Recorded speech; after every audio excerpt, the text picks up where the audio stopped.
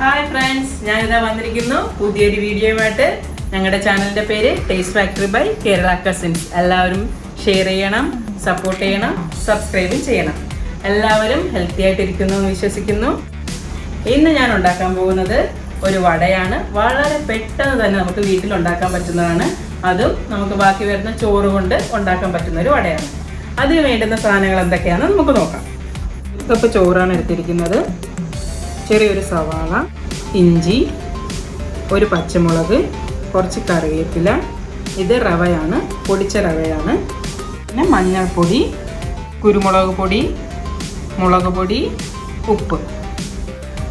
ഇനി നമുക്ക് ഈ ചോറ് മിക്സിയിലൊന്ന് അരച്ചെടുക്കാം.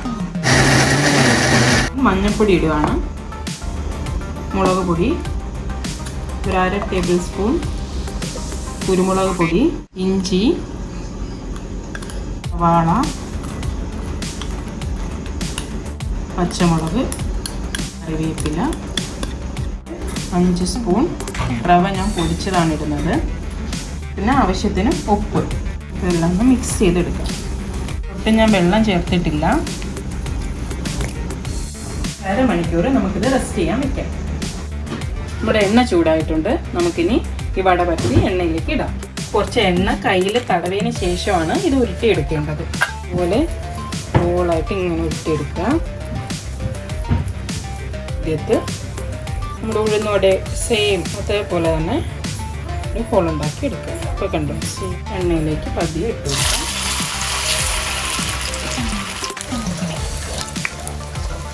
നല്ല ബ്രൗൺ കളറായിട്ടുണ്ട് 2 സൈഡും. നമുക്കിതിനെ വറുത്ത് കോരി എടുക്കാം.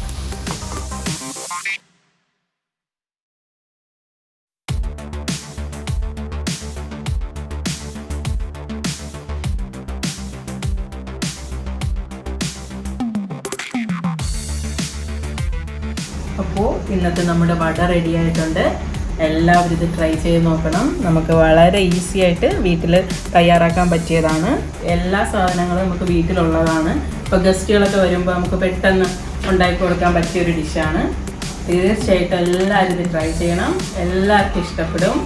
കണ്ടു നോക്കിയ സെയിം നമ്മുടെ ഉഴുന്നുവടയുടെ അതുപോലത്തെ തന്നെയാണ് നമ്മുടെ ഈ ചോറ് കൊണ്ടുണ്ടാക്കിയ വട. ഇതിനോടൊപ്പം ചട്നിയൊക്കെ കൂട്ടി കഴിച്ചാൽ വളരെ ടേസ്റ്റിയാണ്. എല്ലാവരും ട്രൈ ചെയ്യണം. നിങ്ങളുടെ ഫീഡ്ബാക്ക് എന്നെ അറിയിക്കണം. ഞങ്ങളുടെ ചാനലിൻ്റെ പേര് taste factory by Kerala cousins. എല്ലാവരും സബ്സ്ക്രൈബ് ചെയ്യണം, ഷെയർ ചെയ്യണം, സപ്പോർട്ട് ചെയ്യണം. അപ്പോൾ ഒരു പുതിയ വീഡിയോയുമായിട്ട് ഞാൻ അടുത്ത എപ്പിസോഡിൽ വരുന്നതാണ്. Signing off. ബൈ.